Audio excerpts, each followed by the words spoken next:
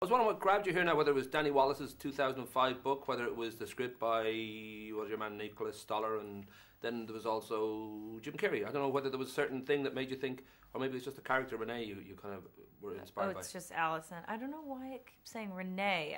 It's just Renee Allison. Written. Oh, okay, cool. There's no Renee. I'll tell you, IMDb have it listed as Renee Allison. That's I know. why. I think that was actually one of the ADs on the movie was named Renee Allison, I think. Because I was trying to think when I saw it, I don't remember yeah, that. no, I was very confused. I remember actually seeing that once and being like, somebody has to fix that. Yeah, no, I think it's on the press. Right, so never read the press notes. I don't trust them. Right. Right. No, Allison. Yeah, no, I was attracted to the film first because I liked the concept, and it sounded like Jim Carrey, vintage Jim Carrey. So I was excited to do that.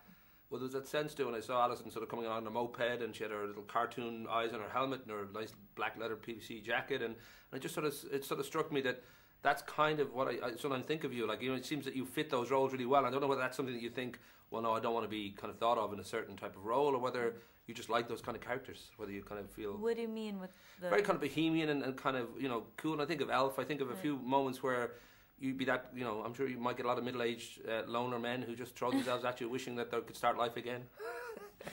Yeah, I mean, I don't know about all the things that we're talking about that go with it, but yeah, no, I mean, I certainly don't mind playing somebody free-spirited and bohemian. Well, I was talking to Jenny Lewis, and you're kind of part of a musical scene in LA, and that struck me as a slightly kind of type of life that Alison would probably have, and she kind of does in the movie. Sure.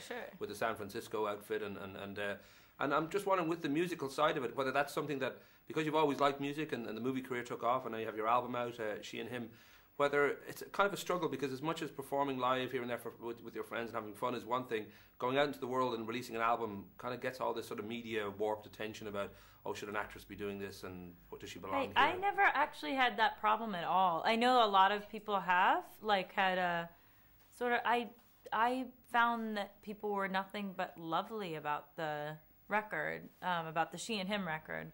I never even thought of, you know, I think partially because I never thought of it being connected to me as an actor. It's just something as totally separate and as much its own thing as possible. And I had nothing but lovely encounters. So I think there's a way to, you know, I know that there are some stereotypes about actors and music, but I feel like I managed to bypass some of that for some lucky reason. I should mention your parents. I know Caleb, your father is a cinematographer and a director, and your mom Mary Jo is an actress, and obviously then you and Emily kind of got into this business. But you said yourself early on that you were kind of like the theatre kid. Like, I mean, in school they sort of felt. So I wonder whether there was something in you that you sort of always felt, well, this is going to be my life, or whether you, as a teenager, maybe kind of thought, well, no, I'd like to go and be a plumber or go and do something entirely different. Yeah, I really wanted to be a plumber. No, I knew it. No, I always wanted to. You know, I always wanted to be a performer ever since. I can't even remember a time when I didn't want to sing and act. That was always, you know, I always wanted to tell stories. And now I'm getting to the point where I kind of want to be more involved with telling stories, which is why songwriting has been a really wonderful outlet for me, because it's so creatively satisfying to watch something from the beginning to the end, you know, to come to fruition is very satisfying.